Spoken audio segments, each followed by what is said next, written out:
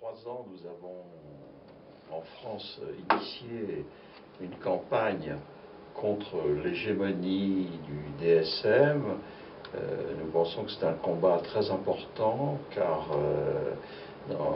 la psychanalyse a été éjectée de la psychiatrie progressivement depuis les années 80 du siècle dernier, et le DSM dans sa dernière version confirme complètement les craintes que nous avions dans cette orientation purement biologique de la psychiatrie.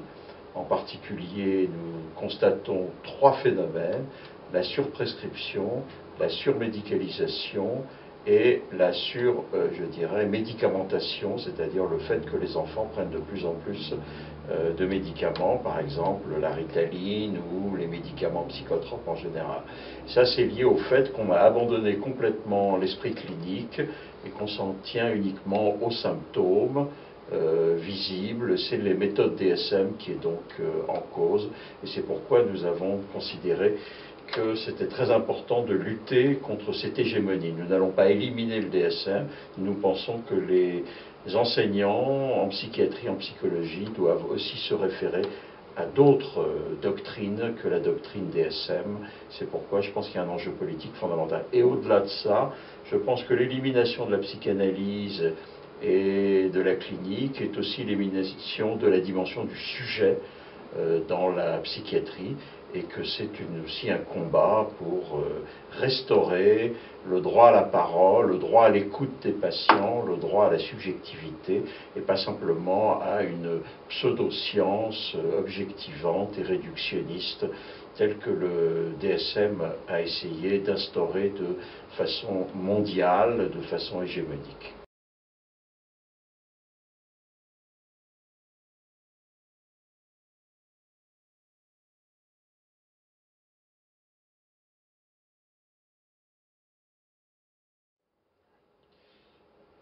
Alors, la psychanalyse n'est pas une psychothérapie. La psychanalyse est plus que cela, mais la psychanalyse peut être appliquée à la dimension thérapeutique, donc c'est ce qu'on appelle la psychothérapie analytique. Le fait de vouloir réglementer les psychothérapies n'est pas absurde en soi.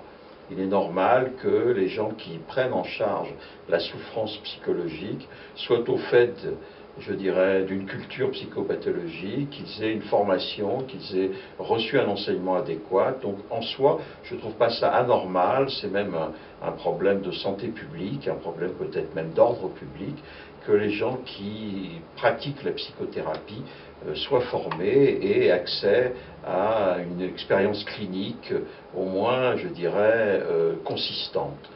Puisque vous savez qu'au départ, en France en tout cas, la loi n'était pas du tout orientée contre la psychanalyse, c'était une loi contre les sectes. Parce qu'un certain nombre de sectes religieuses utilisent le prétexte de la psychothérapie pour recruter des gens, c'est-à-dire qu'ils cherchent d'une certaine façon à traiter le malaise, la détresse de la condition humaine, la détresse, le malaise, les symptômes des gens, avec l'idée de psychothérapie. En réalité, ils les endoctrinent et ils les mettent dans des systèmes fermés et parfois dramatiques, comme par exemple avec des suicides collectifs ou des choses aussi catastrophiques. Donc c'est pour ça que le pouvoir public se sont alarmés et ont décidé de réglementer en France les psychothérapies. Maintenant, je pense que la psychanalyse ne doit pas être réglementée.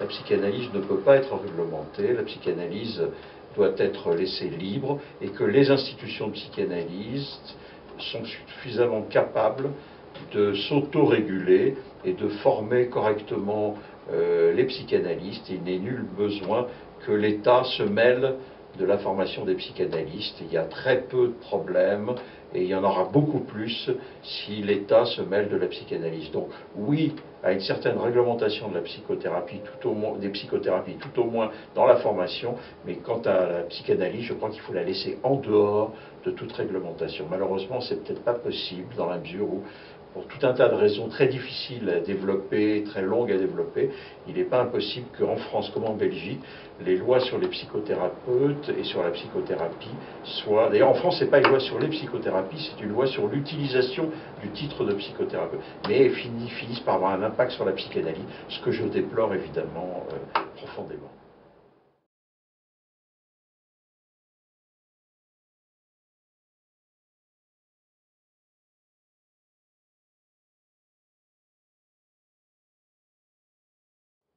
Alors, par rapport à l'autisme, vous savez qu'il y a un débat terrible entre les tenants des méthodes comportementalistes et le tenant des analystes.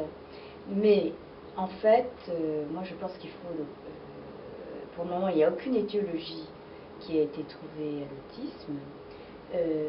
En plus, on mélange beaucoup de formes qui ont été individualisées dans la psychopathologie sous les formes du trouble du spectre autistique. Donc on mélange pour moi beaucoup de choses qui n'ont rien à voir, comme l'autisme originaire, l'autisme secondaire, les schizophrénies précoces, les psychoses infantiles, et toutes ces choses-là sont mises sur le même vocable des troubles du spectre autistique, ce qui me semble quand même un petit peu délicat. Et je pense que dans ces maladies-là très précoces, il faut avoir une approche pluridisciplinaire et que ce n'est pas parce qu'il y a des méthodes comportementalistes qui, dans certains cas, peuvent favoriser le langage, je dis bien dans certains cas, parce qu'il y a un certain nombre de troubles dits autistiques actuellement dans lesquels le langage est d'emblée, qu'il faut oublier ce qu'apporte la psychanalyse, c'est-à-dire qu'un sujet habite ce langage. C'est pas parce que vous parlez que le sujet habite le langage. Et donc, tout ce que peut apporter la psychanalyse, c'est, dans les psychothérapies adaptées à ces formes précoces, quelque chose qui fasse néanmoins émerger un sujet qui est très délicat à manier dans ces formes de pathologie. Et en aucun cas, les formes comportementalistes ont pu favoriser l'émergence d'un sujet. C'est même le contraire, puisque finalement, c'est sous forme de récompense, si ce n'est de punition, quand les bons mots n'ont pas été donnés. Et par ailleurs, bien évidemment, il faut que ces formes soient abordées de façon pluridisciplinaire, parce qu'il y a aussi tout le côté éducatif et développement de l'intelligence, qui ne peut pas être laissé de côté. Ce qu'apporte la psychanalyse, c'est quelque chose qui permet l'individuation d'un sujet.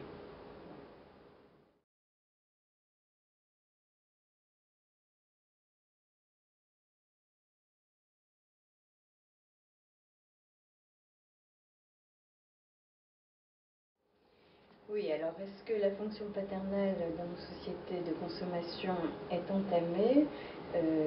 Moi, je pense qu'il ne faut pas confondre fonction paternelle et patriarcat. Autrement dit, que la société soit moins patriarcale qu'elle ne l'a été parce que les femmes ont pris une toute autre place que dans les siècles antérieurs, n'a rien à voir avec le fait que la fonction paternelle s'écroule. Bon, moi je pense que par rapport à la jouissance, effectivement la société de consommation peut peut-être augmenter à certaines formes de pratiques devant les écrans, qu'il faut toujours des choses comme ça, mais ce n'est qu'un moment. En général, je pense que pour les enfants et pour les adolescents, les adultes qui vont grandir, il y aura d'autres fonctions paternelles qui vont apparaître, qui feront séparation entre l'enfant et la mère et qui ne sont pas forcément de l'ordre d'une hiérarchie patriarcale du père sur la mère. Et franchement, je pense que quand certains analystes ont déploré l'affaiblissement de la fonction paternelle, je pense que c'est quelque chose qui a été pris du côté de l'affaiblissement du patriarcat. Et pour moi, il me semble que la fonction paternelle, c'est quelque chose de l'ordre du tiers entre la mère et l'enfant, et que beaucoup de choses peuvent avoir lieu dans ce sens. Je pense qu'il n'y a pas seulement la question de la fonction paternelle. On peut dire que dans l'évolution de nos sociétés, la place de l'enfant a énormément changé. C'est sûr que parce que la possibilité d'une procréation qui soit contrôlée par les moyens contraceptifs est arrivée par rapport à cette avancée-là, c'est sûr qu'il y a, en tous les cas, dans nos sociétés, en Europe, les couples ont beaucoup moins d'enfants, et donc l'enfant a pris une place qui est centrale, du désir des parents Et peut-être même qu'à certains moments, les enfants peuvent représenter tous les espoirs et les espérances des parents. Et je pense que ça, c'est quelque chose qui est certainement beaucoup plus important que l'affaiblissement d'une fonction paternelle, qui serait l'affaiblissement en fait surtout du patriarcat. Parce que à chaque fois qu'on met les enfants au centre de la vie des parents et qu'il n'y a peut-être plus rien d'autre pour supporter l'espoir, là il peut y avoir effectivement des problèmes et une augmentation des formes de jouissance. Pour moi, c'est plutôt de ce côté-là. Les enfants, actuellement, portent l'espoir messianique de leurs parents. Dans une société où la religion est quand même un peu affaiblie, ce sont les enfants qui portent cet espoir messianique.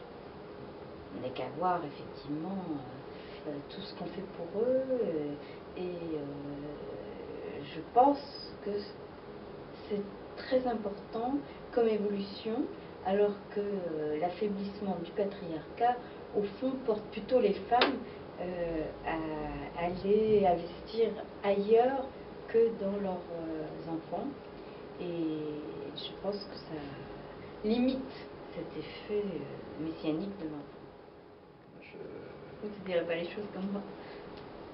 Non, mais c'est vrai, je suis d'accord avec Margot sur la place des enfants. Et je pense qu'il y a aussi le fait que les objets gadgets, Oui. c'est très important dans la société de consommation, que ne sont plus des objets phalliques, mais c'est des objets gadgets, jetables. Enfin bon, il y a beaucoup de choses à dire, on ne peut pas dire tout en 5 minutes. Hein. C'est bien, ouais, c'est très bien. C'est-à-dire que tu ne crois pas qu'ils mettent leurs objets phalliques ailleurs? Oui, mais ils sont appelés par la société, happés, captés par les objets, des objets jetables, des objets qui sont des objets gadgets, et qui sont effectivement, qui n'ont plus une fonction phallique, qui ont une fonction d'objet gadget, et c'est pas du tout la même chose. Et dans ce sens, effectivement, ça crée des addictions finalement, des addictions très, très importantes à ces objets-là, et surtout ça détruit souvent la communication familiale. Hein. C'est un vrai problème. Sans parler du virtuel, la place du virtuel, il y a beaucoup de choses. Hein. Donc, avec les nouvelles phobies qui se créent avec le virtuel. Ouais. En tout cas, les phobies qui utilisent le virtuel. À l'adolescence, oui, ouais. Mais il y a différentes manières d'utiliser le virtuel. C'est-à-dire, au fond, il y a des mais je ne suis pas contre, de toute façon, on ne peut pas être contre. Il y a des adolescents qui font des jeux constructifs avec le virtuel, qui s'informent. Il y a tout ce qui est rapport social. Alors, effectivement, ce qui est compliqué, c'est les adolescents qui s'enferment dans le virtuel. Et finalement, ce qui a quand même été démontré, c'est que actuellement, passé un certain âge, il n'y a pas tant d'adultes que ça qui s'enferment dans le virtuel. Il y a beaucoup d'adolescents, mais ce qu'il faut voir dans l'enfermement du virtuel, dans le virtuel, est-ce que c'est une socialité ou est-ce que c'est un abandon complet de socialité pour partir dans des systèmes très solitaires? Et là, souvent, c'est des pathologies plus inquiétantes qui sous-tendent l'abandon de toute socialisation en utilisant le virtuel comme une manière de s'enfermer. Moi, j'ai lu des études qui diraient que finalement, les adolescents qui utilisent le virtuel comme quelque chose de social, c'est-à-dire une manière de rentrer en communication avec les autres, voilà, passer un certain temps, ils passent dans des relations moins virtuelles. Et en quelque sorte, j'ai imaginé que cette utilisation du virtuel, ça permettait une sorte d'attente, de latence de l'adolescence. C'est-à-dire qu'au fond, on retarde la rencontre. On retarde la rencontre réelle avec l'autre sexe en passant par le virtuel, ce qui était tout à fait, avant, c'était une fonction tenue par les parents, qui interdisait la rencontre avant le mariage, par exemple. Donc, je pense que les adolescents utilisent aussi le virtuel comme ça.